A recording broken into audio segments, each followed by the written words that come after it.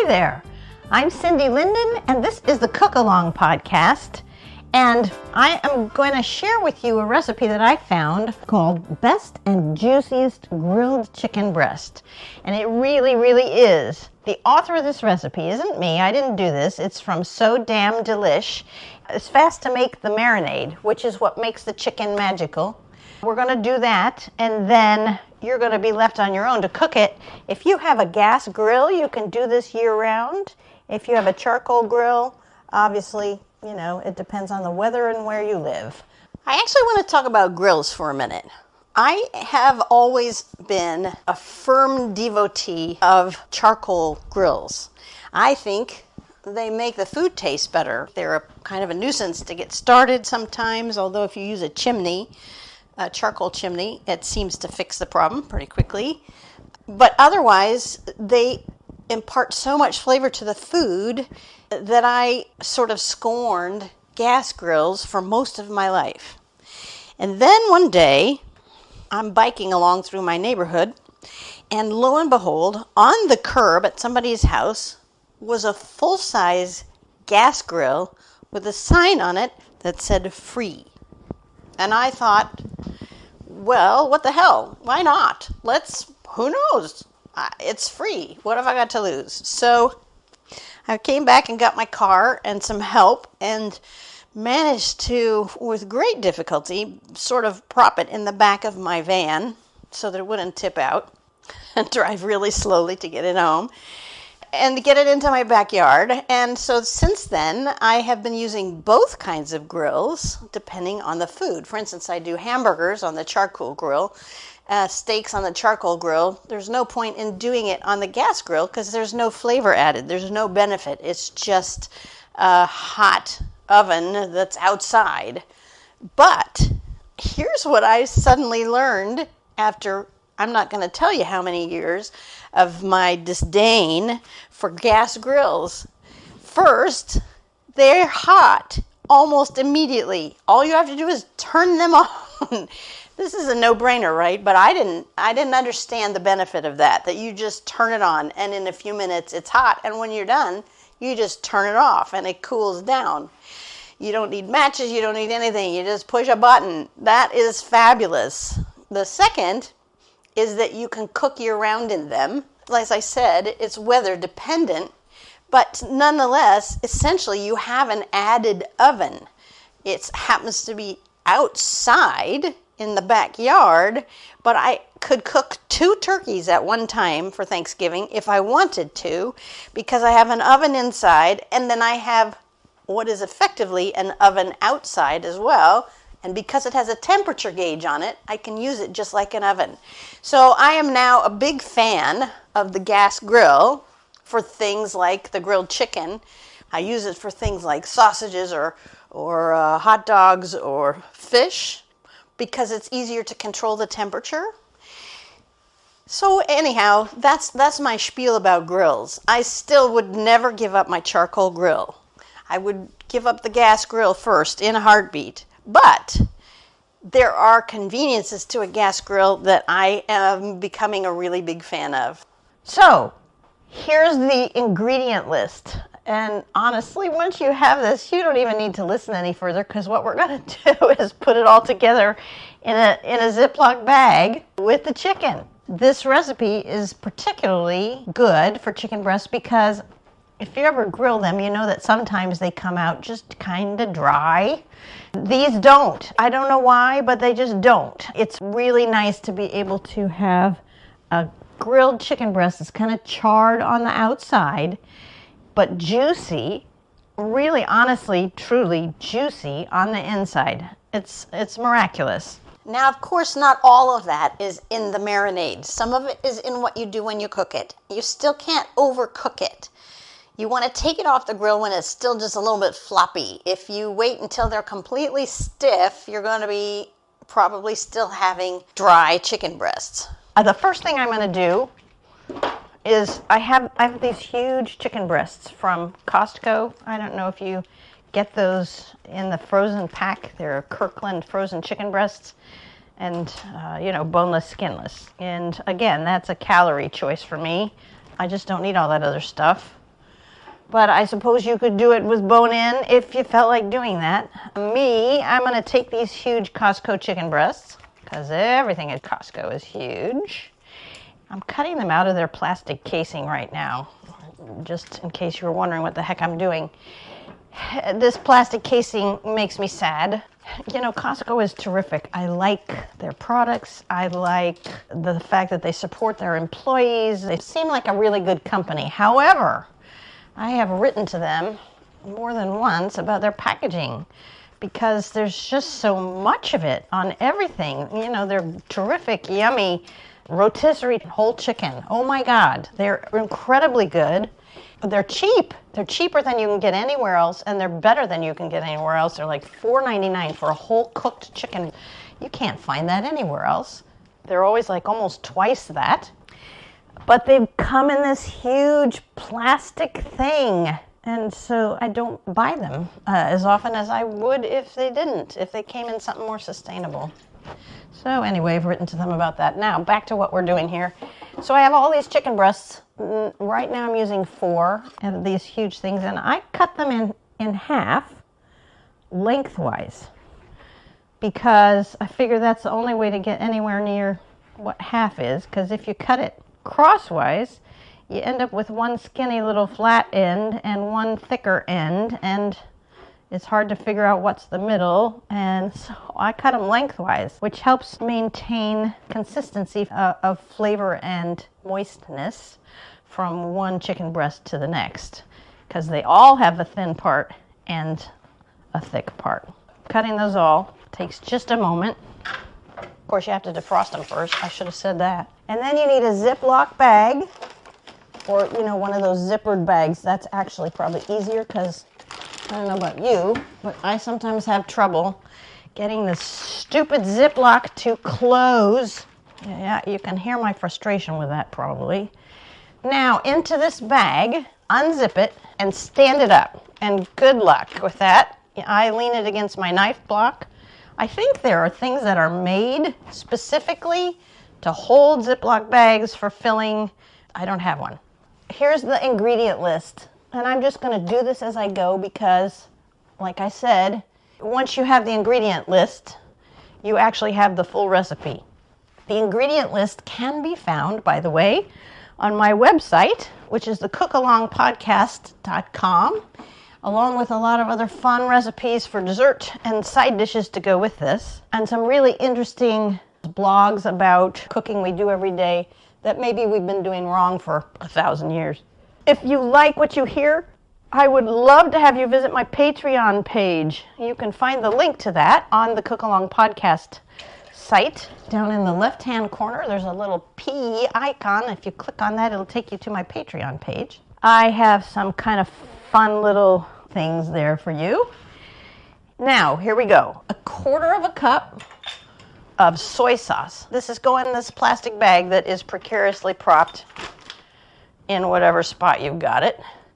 I have all kinds of stuff in the way. I have a hanging whisk that I'm bumping every time I'm trying to put something because it's right over my spot here. Okay, so I am not using soy sauce. I'm using Bragg's. I don't know if you are familiar with this, but Bragg's liquid aminos, which is from soy protein, and it tastes like soy sauce. I just feel like it's a little less unhealthy. How's that? And the sodium, I think, is not quite as high. You could use low sodium soy sauce too if you want. I think the salt is important because it's going to penetrate the chicken and actually help tenderize it, but I don't think it has to be regular soy sauce. And like I said, that's not what I use anyway. The next thing is a matching amount, also 1/4 cup of balsamic vinegar. And I want to tell you about this. This is so cool. I have this bottle. It came from Costco.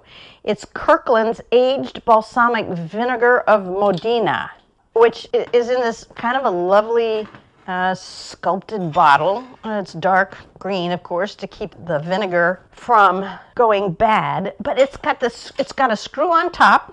And when you unscrew the top, this little pour spout pops up. I was so surprised. It is the coolest thing. And then you put the lid back on it and it squishes it back down and every time you do that, it pops back up. I wish I could show you this. It is really just brilliant. I mean, I think they should do this with olive oil as well. Just this little pop-up pour spout. It's really worth the price of the vinegar just so you get to play with that. It's like a little Jack in the Box. It really comes, it's a real surprise, or I would have been if I hadn't spoiled it for you, when you first open your first bottle. I just find it delightful and so smart. What a kitchen innovation that they should start using everywhere. All right, then you need 2 tablespoons of olive oil. Here I am. I feel like I'm doing a Costco commercial today because I'm using Kirkland extra virgin 100% Italian olive oil as well. Oh, wait a second. Yeah, 2 tablespoons. Sorry, started to do the same amount as what I'd used of the other things, and that would not be right. 2 tablespoons of olive oil, 2 tablespoons of brown sugar, which is sticking to my spoon. That doesn't often happen. 1 tablespoon of Worcestershire. Worcestershire.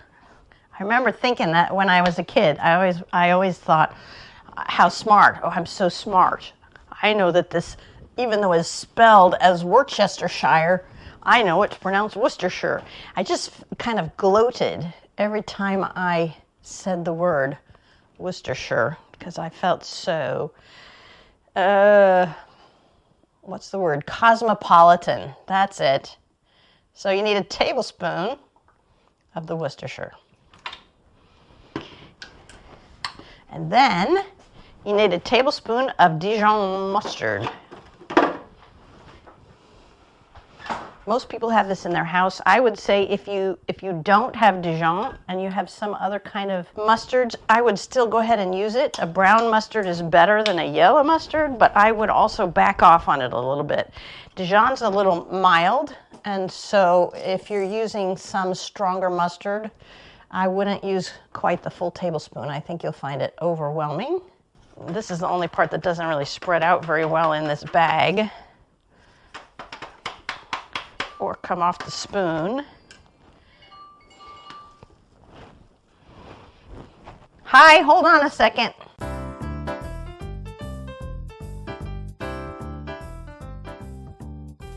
My son was calling because he needs to borrow a pie plate. So I know this is weird to be doing a grilled chicken recipe at this time of year, but it's actually the week before Thanksgiving while I'm doing this because I have a gas grill and I can cook these pretty much whenever it's not raining, which is not often, but today is one of those days.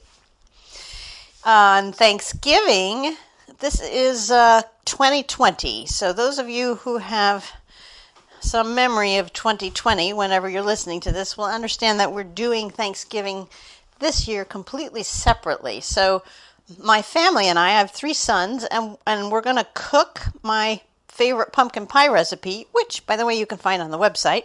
I think it's called brandied pumpkin pie, something like that.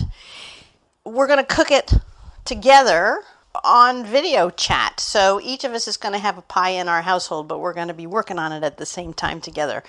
But it turns out that 2 of the 3 of my sons don't have pie plates. So I'm running around today socially distancing delivery for empty pie plates.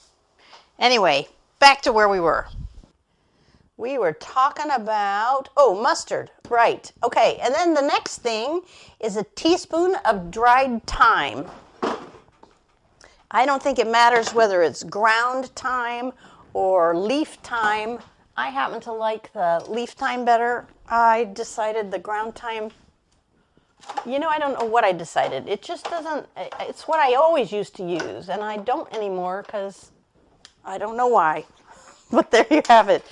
I use the leaf kind now. It smells good to me, and the powdered stuff doesn't always. So a teaspoon of that goes in the bag with everything else. Now, there's garlic in here, and you want 3 small or 2 large garlic cloves. And they need to be chopped or minced, and I really recommend doing that with fresh garlic cloves. I have a jar of chopped garlic, which is not as strong. I don't think it has as good of a flavor. So, but I am going to use it. I just don't feel like working that hard today. However, I'm going to do one garlic clove with you, because in case you haven't heard any of the podcasts where I talk about how to do this, this is an opportunity. So break your garlic clove out of the head of garlic that you've got. And then you want a knife, a metal knife, not ceramic. You want a knife or what do you call it? A pastry scraper. Pastry scraper. Yeah. Something with a large flat surface. And you're going to put your clove down on the surface of your cutting board and put the flat surface of the knife or pastry scraper on the top of it, and put your palm on the top of that and push down. You may hear this crack here. That is how you get the skin off. Now that the clove is crushed a little bit, take your knife that you're using and cut off the dry, sort of dry end, and the rest of the skin is just going to peel right off. Bam, just like that. It's done. You don't have to sit picking at it forever. And then cut your clove in lengthwise maybe a couple of times, and then being careful of your fingers, folding them kind of under so there's no surface of your fingers against the garlic. Just start cutting it into little bits. It's really pretty easy, and then, if you needed minced instead of chopped, you just keep going with a knife over it back and forth until they get smaller. That is how you do a garlic clove. Now, having done one, I don't feel like doing any more. So you can keep going if you like, especially if you have cloves, but none of these pre-chopped, prefab things that you keep in your refrigerator that are in a jar. But I'm cheating for the other two, and I'm just using a scoop. The one I have here, which I think is found fairly commonly, is Spice World minced garlic. There's a lot of stores that have their own version brand. I'm sure that Kroger and Safeway and Wegmans and Costco all have a version of that. And they're handy to keep in the fridge. You just need to know they're not as piquant as the real thing that you just chop yourself, because it's just fresh. Okay, one last mandatory ingredient and then an optional one. So the last mandatory ingredient is lime juice, and it should be the juice of one lime. I know that's really vague. That's going to be around 2 tablespoons. If you have pre-constituted lime juice from concentrate in your refrigerator, go ahead and use that. And I would say, again, probably a couple of tablespoons. Limes are pretty small usually, so it may be closer to 1.5 tablespoons of juice from a single lime. All right, and that's the full thing, unless you want to add the optional ingredient, which is chopped fresh parsley. And it really does make the chicken look beautiful if you add this. If you're going for a nice look, you'd probably want to add the fresh parsley chopped to it. But not everybody has that in the house all the time, for one thing. And secondly, I decided, this is strange because I think of parsley as a garnish without a lot of flavor, but I decided the flavor was too strong and I didn't really want it on here. But it is part of So Damn Delicious instructions and ingredient list. Now you're going to zip the bag closed, and here's what I'm doing. You're going to shake it. All you're really trying to do is get that mustard to spread around, because it's the only actual kind of solid thing in here. So you can put your closed bag down on the counter and smush it around, whatever you need to. And then add your chicken breasts, your sliced chicken breasts, to the bag. They all just go in. Don't worry about them not getting in the sauce yet, because we're going to fix that in a second. Once the chicken breasts are all in the bag, zip up the bag again. Squish out all the air before you do the last inch of sealing. And then make sure, double check, be sure you have a good seal on it. And then start turning the bag so that all the chicken gets coated. Alrighty? There we go. Now, you're going to put this in the fridge. Stick it in your refrigerator. I'm going to let out a little more air here so it's a little more likely to all have juice on it. You're going to put this in the refrigerator, and then every couple of hours you're going to turn it so that the ones that are on the top end up on the bottom. The longer this soaks, the better it's going to penetrate the meat, and that means more flavor and also more chance of tenderization. It needs to soak at least an hour, but you can do it for up to 2 days. 1 to 2 days is fine, and you want to flip the bag over at least once or twice a day. I do it every couple of hours, or every time I'm in the fridge for anything else, I just turn it over, because why not? Then you're going to cook it on your grill, and I'm not going to give you instructions about that. Hopefully, if you grill, you know how to do that. You're looking for a nice char on the outside, and don't leave it so long that you kill it. That's the only thing I would say, because you can still kill this if you overcook it. And better to undercook it than overcook it, because especially if you have a gas grill, you can always pop it right back on. If you want to, each time you turn the chicken, you can pop it back into the bag of marinade before you turn it. But that's not necessary because it's been soaking, and it'll have a really good, bright flavor to it and be really juicy. It's really lovely. It's a wonderful thing to know how to finally get grilled chicken right. That is all I have to tell you today. Again, the list of ingredients can be found on the website, thecookalongpodcast.com. And then I would recommend that you look at cookie recipes, because I have a lot of them, because I really love cookies to serve as dessert. And you know, if you're doing this in the middle of summer, there are also 2 different potato salad recipes on the site. One of them is quite unusual. It's my mom's recipe.